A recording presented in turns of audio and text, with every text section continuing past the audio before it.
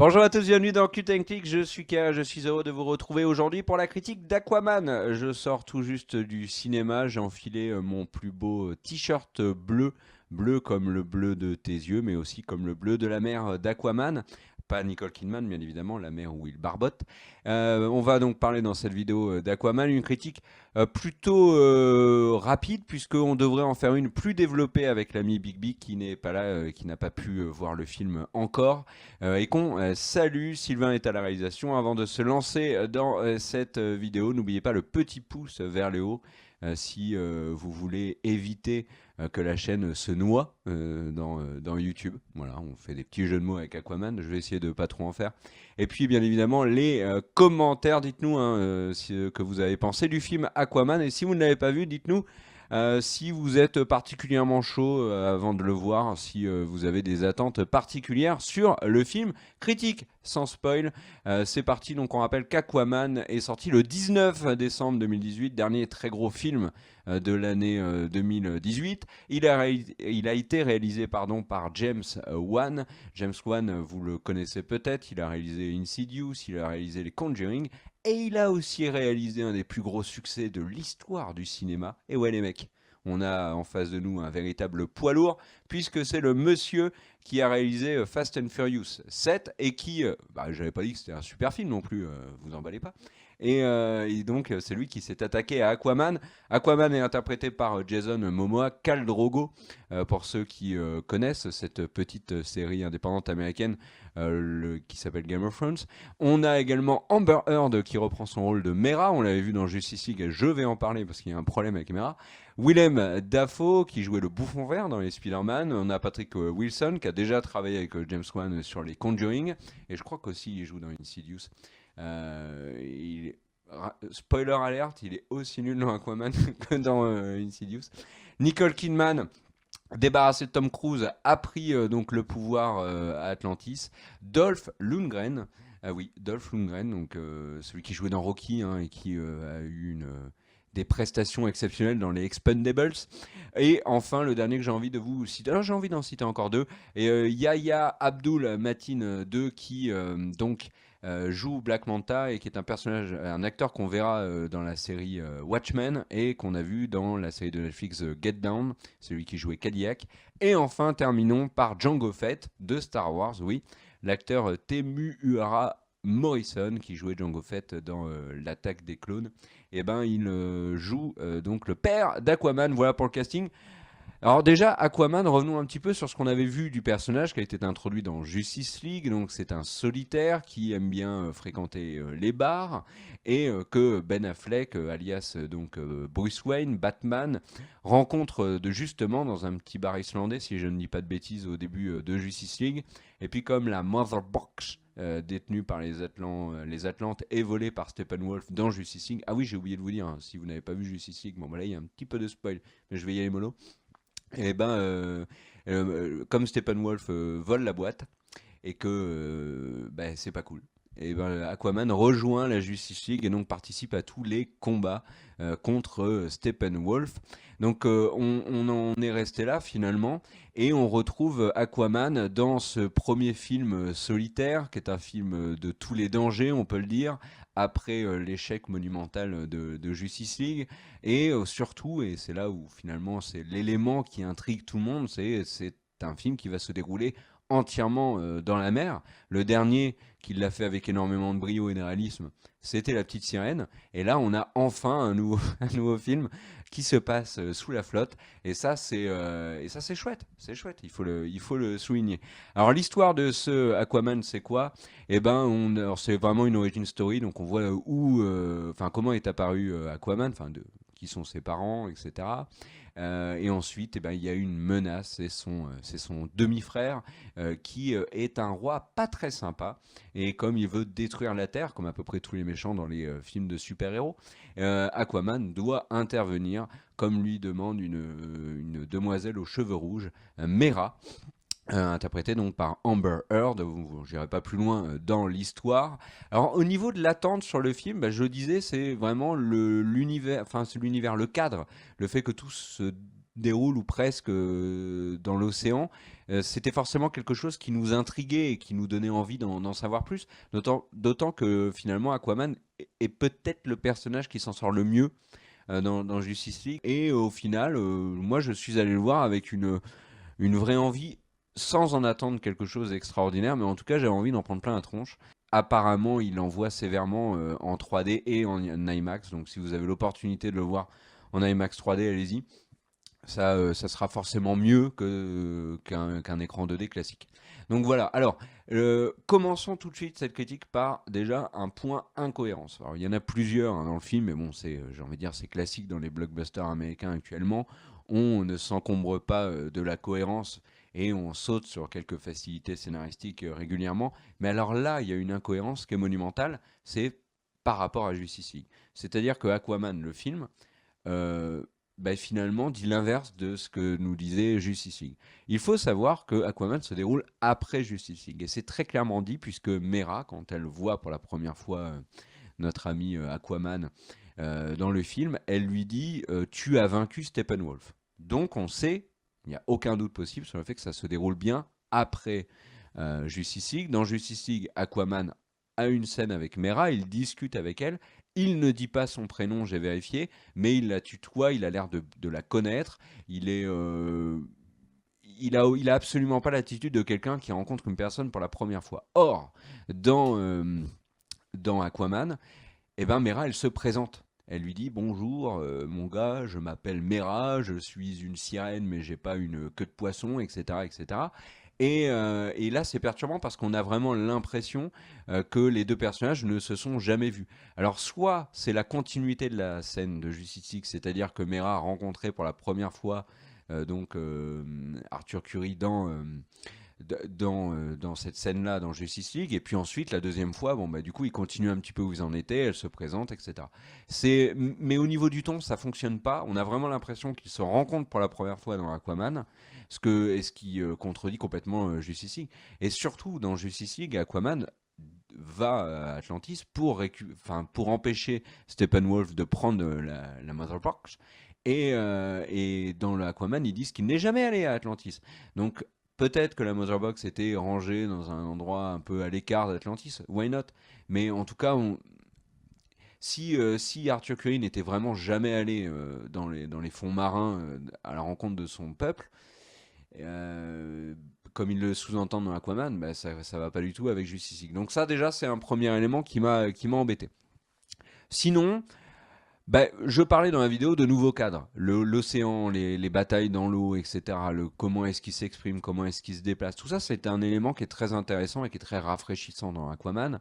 Le problème, c'est qu'on s'y habitue assez vite au final. La nouveauté, c'est comme toute nouveauté finalement, on s'y fait très vite et puis voilà, on est habitué en quelques minutes et puis du coup, ça n'étonne plus autant qu'on pourrait le penser. Le film commence pourtant très bien avec une scène d'introduction sur vraiment pour le coup l'origine story d'Aquaman qui est réussie où on voit Nicole Kidman. C'est peut-être la scène d'action la plus originale du film, la plus surprenante, j'ai envie de dire. Cette scène de bagarre dans le salon du père d'Aquaman.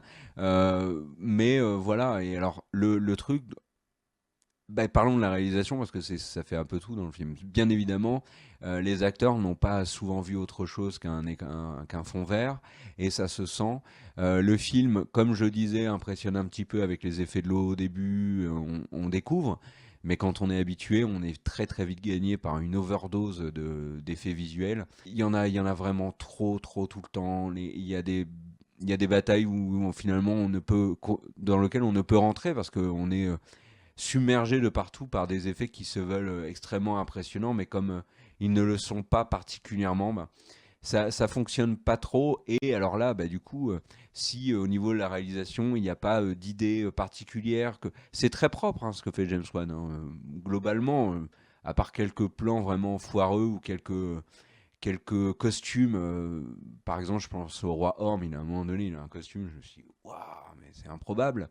Mais globalement, le film est très propre, mais beaucoup trop d'effets spéciaux font que, au final, on rentre pas dans le film. On a l'impression de constamment de regarder quelque chose qui en aucun cas n'est crédible et auquel on peut finalement adhérer et complètement se plonger, sans mauvais jeu de mots. Du coup, ce qui reste, c'est le scénario. Et le scénario de Aquaman, c'est ce qu'il nous raconte, ce film. Et, euh, et le film, il nous raconte pas grand-chose quand même. Parce que on a l'impression quand même qu'Aquaman est un pot pourri monumental de références multiples. En regardant Aquaman, j'ai vu Black Panther, j'ai vu Thor, j'ai vu La Petite Sirène, et sans déconner, j'ai vraiment vu La Petite Sirène très souvent, où je me suis dit, tiens, c'est comme dans... Enfin, bref, ça m'a fait penser à énormément d'autres films et séries, Star Wars, enfin, il y a, il- les... Le film est constamment influencé et du coup il a énormément de mal à créer sa propre identité et ça c'est un petit peu dommage. Donc le scénario est dépourvu de toute surprise. C'est-à-dire vraiment 10 minutes de film, on stoppe, on fait un grand quiz entre nous sur qu'est-ce qui va se passer. Vous avez tous bon. C'est une ligne droite, voilà, sans le moindre obstacle, jusqu'à son bouquet final qui est un débordement à n'en plus finir d'effets visuels. Il y a pas la finesse qu'a pu avoir, par exemple, Wonder Woman dans certains points, dans le traitement des soldats, par exemple, dans Wonder Woman, ou du féminisme, il y avait vraiment quelque chose d'intelligent. D'autres films de super-héros ont réussi à faire ça bien. Là, vraiment, Aquaman n'est pas là pour ça, il est là pour nous en mettre plein la tronche si vous adhérez totalement à son esthétisme, mais il n'est pas là vraiment pour vous faire réfléchir. Loin de là, c'est vraiment sa dernière des priorités. Et ça, c'est un petit peu embêtant. Donc, passons au personnage du coup. Le personnage d'Aquaman, ben, c'est un espèce de bourrin badass, comme on l'avait vu dans Justice League. Et, euh, et voilà, c'est tout. Et, bah ouais, non, j'en ai fait le tour. C'est un espèce de bourrin badass qui a quelques punchlines de temps en temps. Ok, il est assez fort, enfin il est même très fort, il est très impressionnant, Aquaman, mais il n'explique pas cette force. C'était un des problèmes de Justice League, mais peu importe, dans Justice League, on n'a pas besoin de nous expliquer les personnages. Ce qui est intéressant, c'est qu'ils le fassent dans l'origin story. Ils ne le font pas là, donc on a un peu le mec qui est novice en comics, il comprend pas du tout pourquoi Aquaman peut tomber de plusieurs kilomètres, s'éclater par terre, se relever instantanément, mettre un coup de poing qui envoie le mec sur orbite. Donc on aurait bien aimé savoir. On ne l'a pas, donc ça c'est un des problèmes. Puis les autres personnages, le personnage de Mera déjà est visuellement différente de ce qu'on avait vu dans Justice League. Donc là, les cheveux très rouges, c'était pas le cas dans Justice League. Dans Justice League, la scène était sombre. Donc, peut-être qu'elle avait les cheveux rouges, mais bon, pour avoir revu la scène juste avant de faire la vidéo, j'ai d'énormes doutes là-dessus. Et le personnage de Mera, ben, son tandem avec Aquaman fonctionne de temps en temps. Des fois, il est lourd. Le personnage est pas très intéressant. Elle a pas énormément de charisme, cette Mera. C'est un petit peu dommage. Moi, j'aurais préféré un personnage plus réussi. Et au niveau des méchants, alors, le roi Orm, interprété par Patrick Wilson, enfin, on l'a déjà vu 36 fois, ce méchant-là. C'est les mêmes problématiques. C'est l'enfant pas aimé. C'est je veux être le maître de l'univers. Enfin, il est loupé, ce méchant. Alors, du coup, on va un peu se tourner vers Black Manta, qui est pour le coup un peu plus réussi, mais qui est trop en retrait, qui a une origin story qui est complètement différente de son origin story traditionnelle des comics, même s'il y en a eu plusieurs. Donc, on va dire que Black Manta est le méchant peut-être le plus réussi du film. Et ça vient pas de Patrick Wilson, par exemple, qui joue le roi, parce que dans Watchmen, il est excellent. Donc, non, je pense qu'il avait un mauvais rôle entre les mains. Voilà, ça arrive. J'ai envie de parler de musique maintenant, parce que la musique est un vrai problème dans ce film. Comment vous résumez la musique? Prenez Le Seigneur des Anneaux. Prenez Gandalf et toute la compagnie qui sont en train de franchir les montagnes comme ça, avec une vue magnifique sur des décors de Nouvelle-Zélande. Et dessus, vous mettez un énorme Kendrick Lamar, remixé par Skrillex, avec en voix off, je ne sais pas qui, un mec de télé-réalité ou autre, qui s'essaye à la musique. C'est un petit peu ce qu'a fait Aquaman. Il y a des choix musicaux dans le film qui sont très perturbants, qui ne correspondent absolument pas à ce qu'on a à l'écran et qui ont une tendance à me sortir du film. Le dernier film qui avait fait ça et que j'ai vu il y a quelques mois, c'était Peppermint avec Jennifer Garner. Mais là, c'est un film qui a beaucoup moins d'ambition. Mais là, il y a des morceaux qui ne vont pas du tout avec ce qu'on voit à l'écran. C'est dommage. Après, au niveau de l'orchestral, c'est très propre, mais il n'y a pas de thème qui ressortent énormément, contrairement à Wonder Woman, avec le travail de Gregson Williams, ou bien évidemment sur Man of Steel, avec qui avait fait ça, c'était Hans Zimmer et il me semble James Newton Howard. Donc la musique est pas extraordinaire. Et alors, ben, le bilan, c'est quoi? C'est parce qu'il en faut un bilan. Bah oui, c'est la fin d'année et des bilans en fin d'année. Donc le bilan de ce film Aquaman, je n'attendais rien de l'histoire. Je m'étais, avant même d'avoir vu le film, je m'étais fait à l'idée il n'allait rien me raconter, mais je voulais quand même en prendre plein la tronche. Il y a quelques scènes qui m'ont impressionné, quelques plans, quelques touches d'humour qui fonctionnent, une complicité parfois entre Mera et Aquaman qui fonctionne. Mais sinon, sinon non, le film je l'ai trouvé trop long. On s'ennuie parfois quand on est. Et moi, je m'ennuie dans les scènes de baston, ce qui est quand même pas bon signe. Il y a des scènes qui sont assez brouillonnes parce qu'il y a tellement d'effets visuels à l'écran au même moment qu'on est complètement perdu. Et pourtant, il y a vraiment de la surenchère. C'est-à-dire que dans la même scène, vous allez avoir l'impression de regarder un Star Wars, vous avez l'impression de regarder Thor, vous avez l'impression de regarder un dinosaure sorti de Jurassic World, donc en l'occurrence le mosasaure, et puis dans la même seconde, ils vont vous mettre un kaiju sorti de Pacific Rim, et ça va péter dans tous les sens, jusqu'à vous faire un énorme un feu d'artifice d'explosion quand deux personnages ont un moment d'intimité. Enfin, mais non, ça fonctionne pas. Enfin, ça fonctionne pas. Et le côté, j'avais envie de voir un grand spectacle. Ben, je l'ai trop peu vu dans le film. Et ça, c'est dommage. On est en train de créer une norme de blockbuster. Ils ont rien à nous raconter de particulier. Il y a pas de questions sociétales posées comme on a pu le voir dans Black Panther ou dans Wonder Woman. Et il y a beaucoup de blockbusters américains qui prennent une direction qui ne me plaît pas. Et on en parlera largement avec Big B. À n'en pas douter. Merci à tous d'avoir regardé cette vidéo. N'oubliez pas le petit pouce vers le haut, le commentaire. Merci aux tipeurs qui ont fait qu'on a pu enregistrer cette vidéo avec Sylvain à distance directement après avoir vu le film. Il y a une autre vidéo Aquaman sur la chaîne, c'est celle qui décrypte la scène post-générique. Merci à tous. Abonnez-vous hein, si ça n'est pas déjà fait. Et puis passez de joyeuses fêtes, hein, comme on dit. Et puis bonne soirée à tous. Ciao.